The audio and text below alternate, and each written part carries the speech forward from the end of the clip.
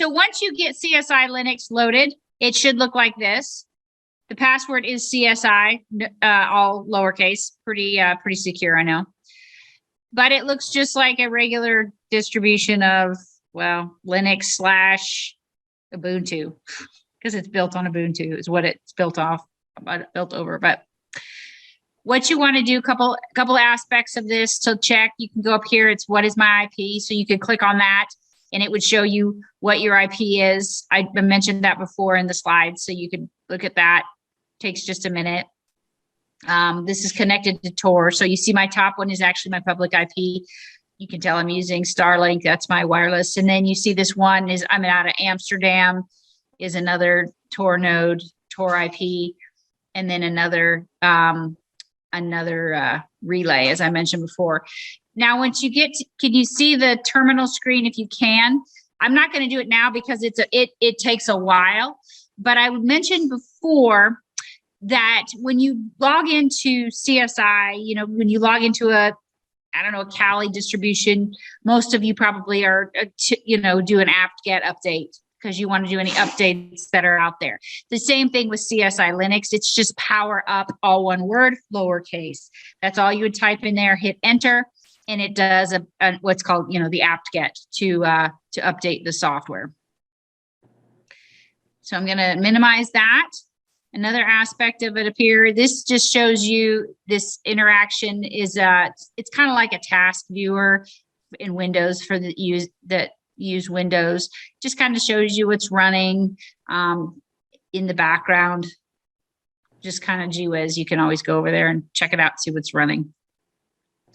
And then over here at the top, you see this Linux, this little CSI Linux on it, and it gives you all those tools that I mentioned before. So you have the web browser, a mail reader. Here's the case management piece of it. And that's the nice thing about, one of the nice things about this tool, one of the many, is you can start a case. So if you're doing a forensics investigation, it gives you all the stuff to start a case.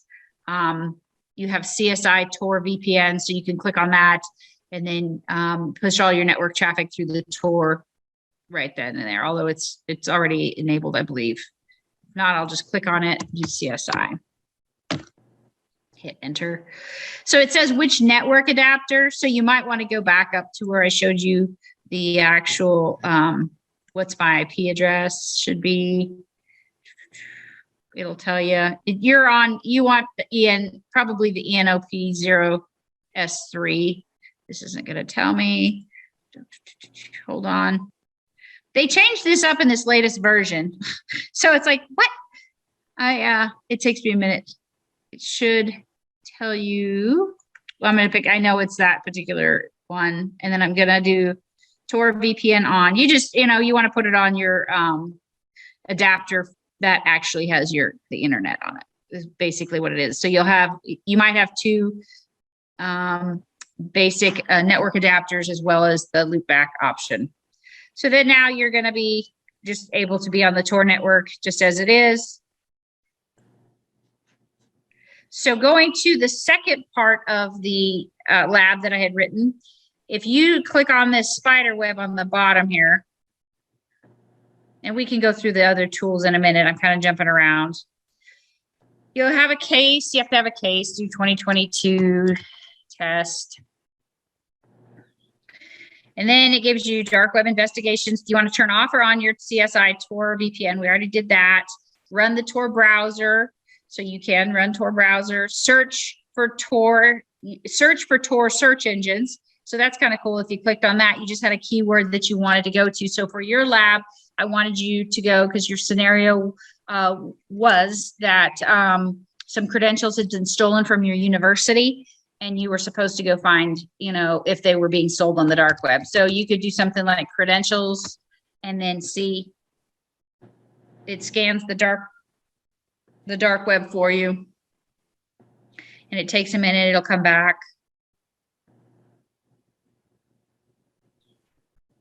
Everything is slow because, you're running on the Onion router, and so it's going to be very slow. So if I can't even get there, I hope I can. I hope it pops up like it did before when I was doing some sort of searches.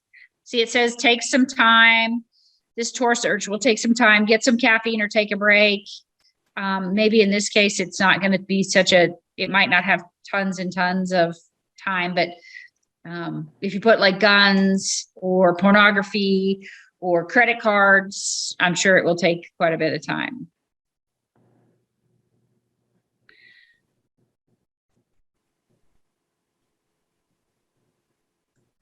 So this will give you all some time to load your systems up.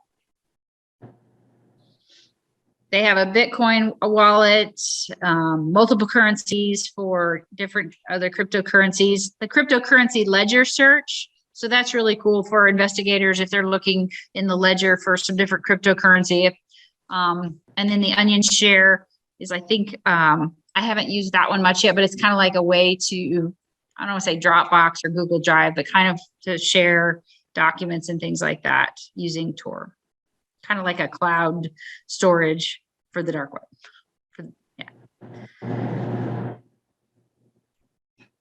So that's really all you're supposed to do for that second scenario, is just to go out there and do a search, see if you can find anything.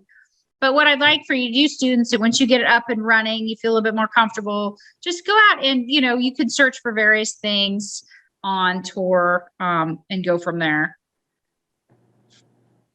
But you're like, well, I really want to go out to the dark web. And that's true too. The funny thing is, I got to be honest with you, when I've used it before, Jeremy changed it up a bit, and I used to have a tab down here that was Onion. So now I have to, let's see if I can't run just the Tor browser.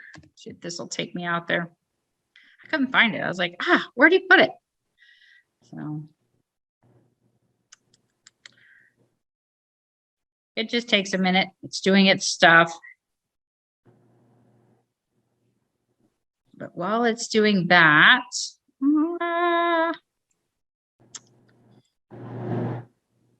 part of me wishes I was doing forensics every day for my job, because I absolutely love forensics. But maybe someday I'll get back into it. So just going through while it's doing its searching and things like that, just some of the other tools that it has. So it has OSINT online in tools. The one I wanted to kind of cage your attention to is this Hunchly. It's a dark web, kind of a browser search capture tool. So used a lot for capturing various things on the browsers that people have been looking at. You can capture it for an online investigation. Excuse me.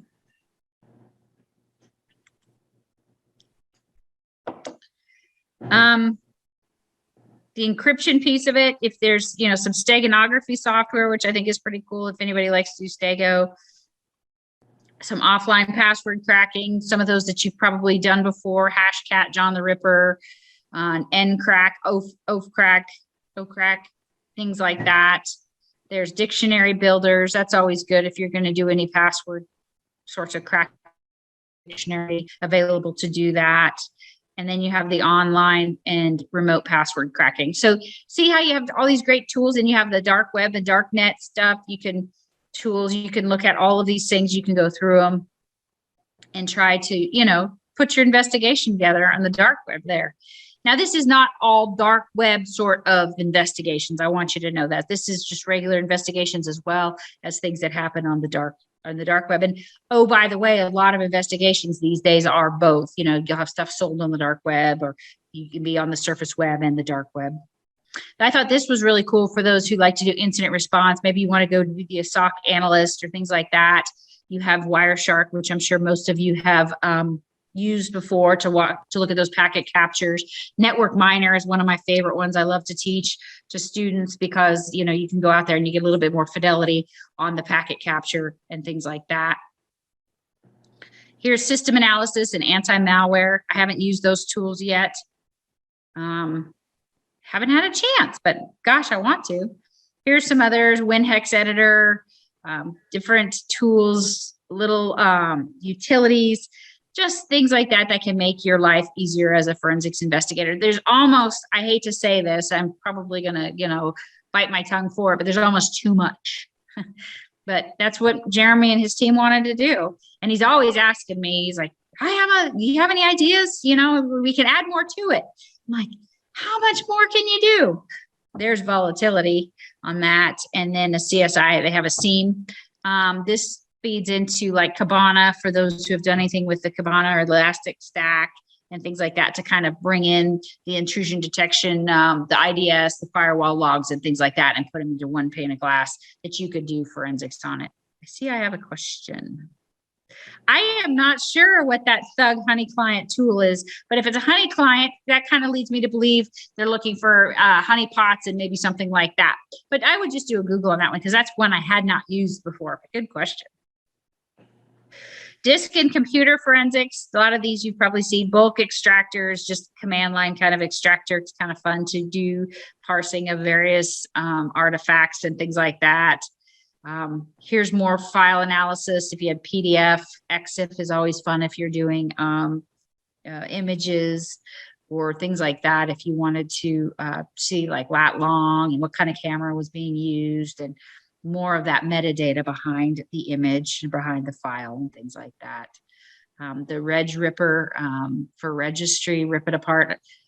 That one I've only used a few times. Actually, in real world, I was doing a case working on it, and I was doing some registry forensics, and I used the Reg Ripper, and then I used the Eric Zimmerman's tool. Great set of tools, also, by the way. I can't think of it. It was registry, like a registry explorer, actually, is what it's called. Those are always good. There's a CSI image mounter if you want to do want to mount some different, say, drives and things like that. I already talked about bulk extractor.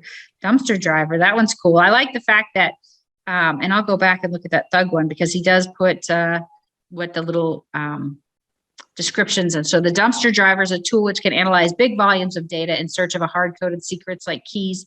That would have been great for that. They had a big ransomware case. Was it last summer? Yeah, last summer with the Revel came back with the ransomware. And it's always interesting if you can try to go find private keys in the registry. It's like finding a needle in a haystack. But now I know this is there, so that's really good. And an autopsy, probably one of my favorites. Hopefully, if there's no tool that you really care about, it's autopsies when you should. It's free. And they also have free training all the time as well. Okay, what was the one that we saw?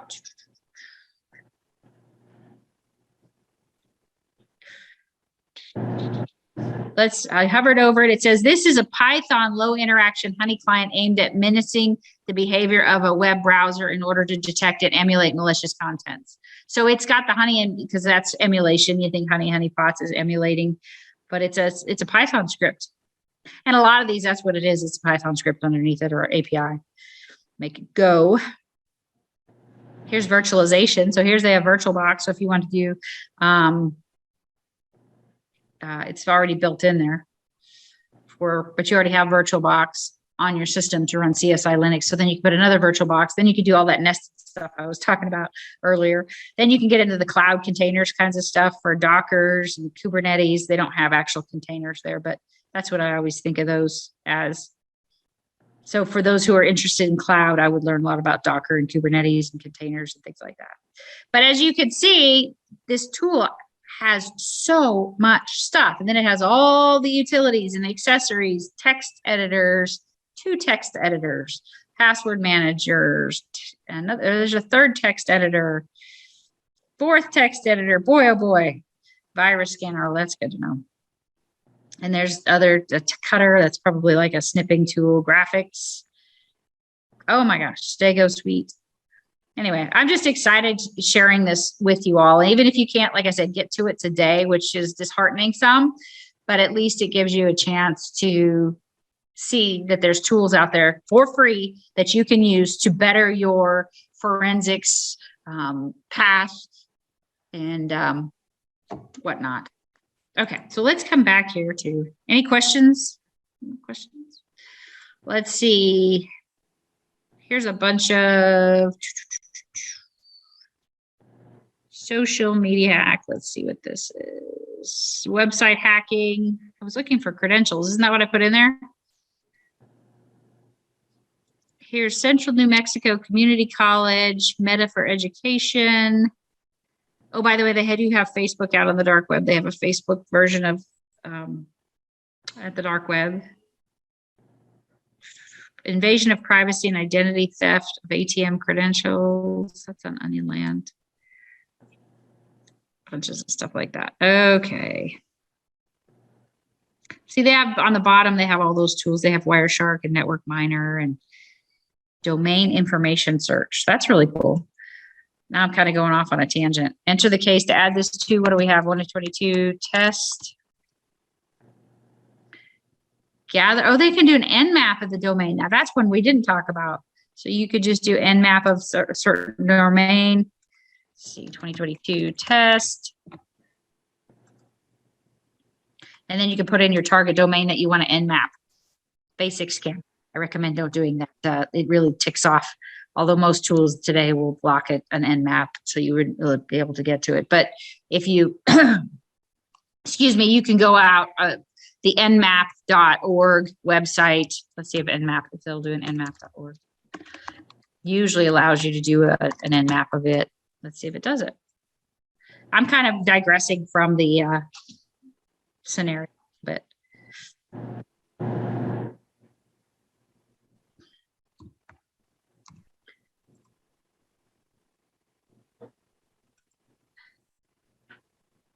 Should be working. Come on.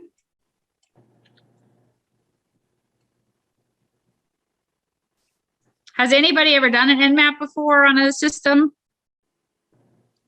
Of course, Professor. Okay, no, I figured you probably did.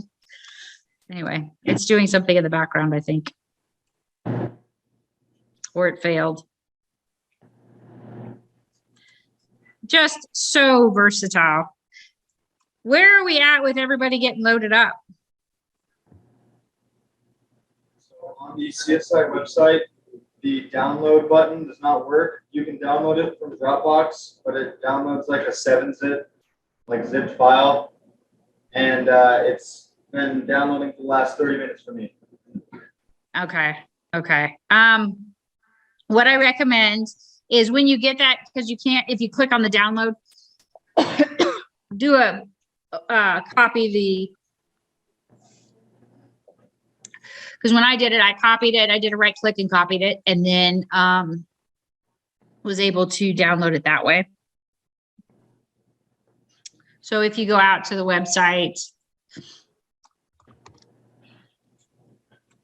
I'm gonna give Jeremy some feedback after this, because I told him, I said, I'm doing a workshop and I'm talking about your tool.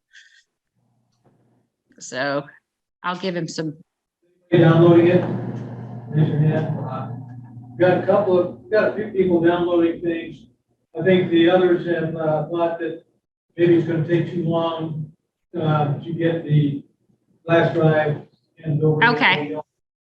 Okay. I'm going to switch gears, Bernie, for about maybe 15, 20 more minutes, if that's okay. Yeah, that's good. Yeah. Okay. So class, if you get to that where you can download from the Dropbox, magnet link, torrent file, I wouldn't mess with those. Just do a right click and save the link as, and then you can put it into downloads. And then that's how I did it before. I saved it. And then it downloaded it. I don't want to necessarily do that again because it's so big. But then I was able to put it into my downloads page. So you could do it you should be able to do it that way. Cancel, I don't want to do that. Okay, so let me switch a little bit of gears here since this is kind of gumming up the works. I'm going to exit out of, I'm going to stop my share really quick. I am going to stop my CSI.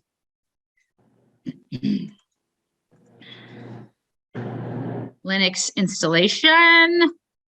Let me close. I will save the state because I'm going to go back and play with that later, maybe this afternoon if I have time, although I probably won't have time.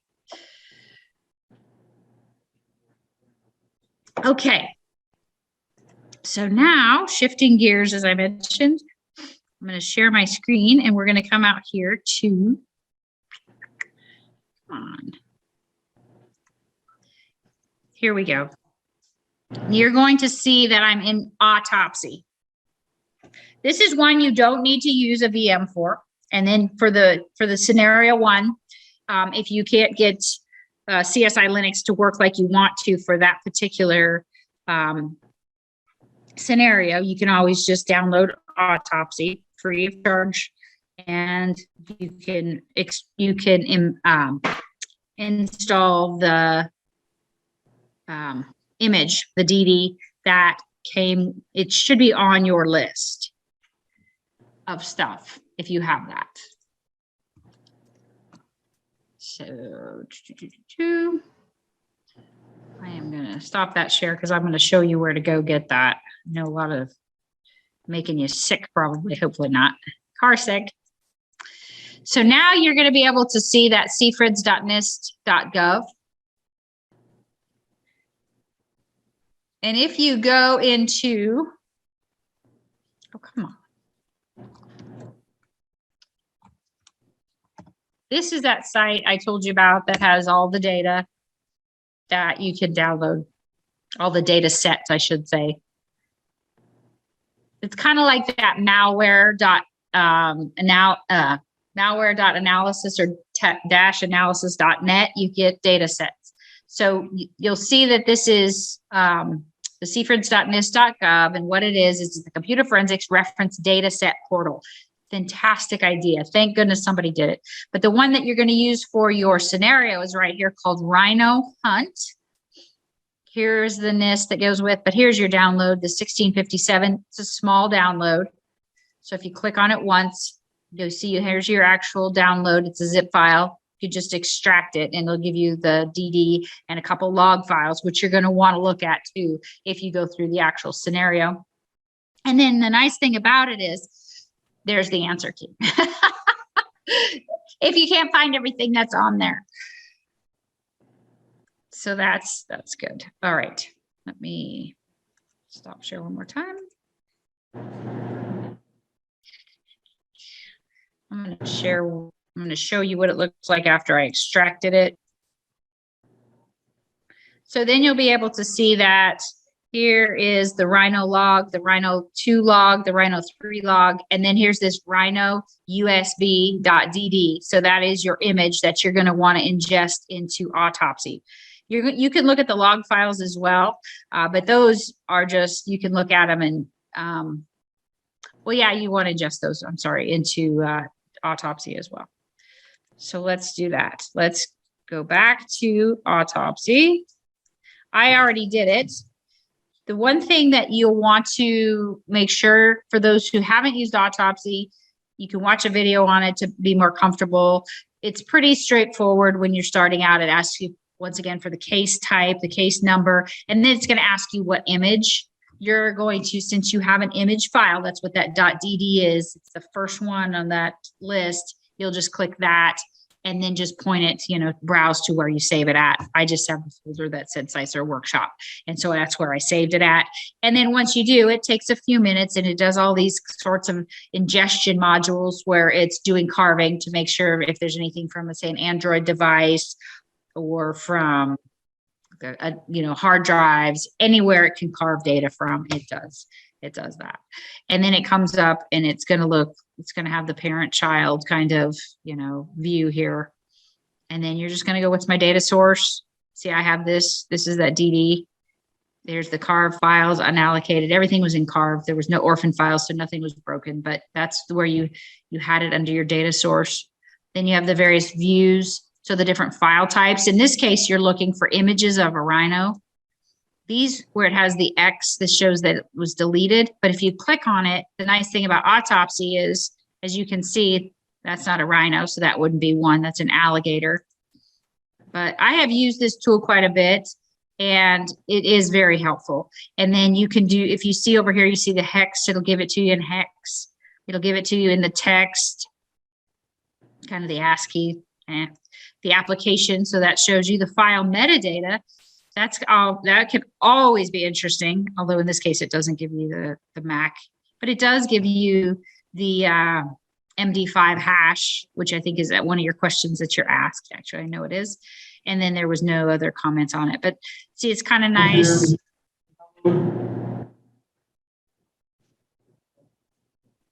Question? We have the software ready to download on a thumb drive, if anybody wants it. Oh. Okay, he's talking about that. So you look at these are all alligators. Oh, there's a rhinoceros. It's going to ask you about the rhino pictures because it's a rhino hunt. And then you go in here and you say, are there any documents that were associated? There's one office document. And here it is. This gives you some data points that you can look at in the text file. You can read that to get some more of the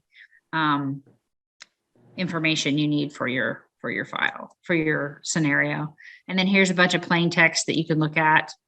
Shrimp tot, here's gumbo, kind of things. This is where you would look for a lot of artifacts. That's why this tool is great. Keep in mind, if you're going to, I use this as in my digital forensics class where I have them, you take a USB and then I have them put some data on it and then delete the data off of it and then do a data recovery. And it recovers from way back. I've had students that say, Miss Wells, I found pictures of my house like 10 years ago that was on this USB and I thought I was lost. Or I found papers that I had written, when I first started college, but I thought I couldn't recover them. So autopsy is a great recovery tool. If you delete something and you're like, I deleted that off that USB, it'll carve it back out. Now, if you reformat it, it's a little different story, but here's all the deleted files that were on that particular DD that you can kind of see. There were no executables, which is always good if you're doing malware analysis, you can see if there's executable too. But in this particular image, there wasn't. It was pretty small. They used MS Word. That was the one document. Images, they had a GIF and a JPEG, and they had plain text files. You can add tags to it. So this is embedded in CSI Linux, or you can just do it on your host machine. No problems there. Let's see here. You can add a data source. See, here's where it says select the data type. So you have a disk image or VM file. You have a local disk. You can have logical files, unallocated, space, image file, autopsy, image results, X-ray, text export. I'm going to look at the logical files because I want to try to ingest. Okay, let's look here. I want to try to ingest those. Here's my CySER Workshop. Nope, that's Hunchley. Ooh, that.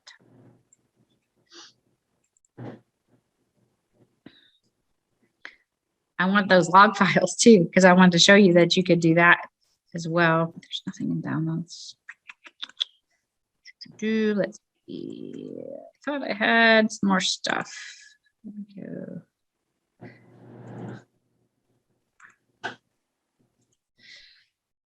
Here. Just click all those and then hit next. And here's those in the configure the ingest modules for this particular tool. It gives you all this hash lookup, file type. It gives, if you click every single one of them, it's going to take a while for it to do it. But in this case, it'll be fast. Hit finish. And then it tells you analyzing files from logical file set 1. It says 100%, and it does take time. And then here's your log files. And then you're able to see kind of what was on those log files. Any file metadata is a TCP dump .pcap. So they used TCP dump to get these results. You might be able to find some information that might be helpful for you.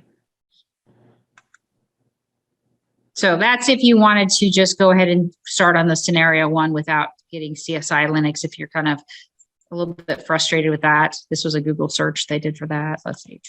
I'd have too much fun. I sit here and I just go through everything.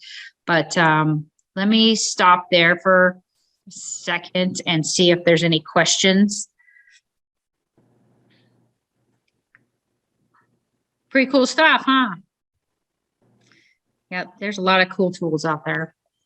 Questions for Deb? Raise your hand, I'll give you the microphone.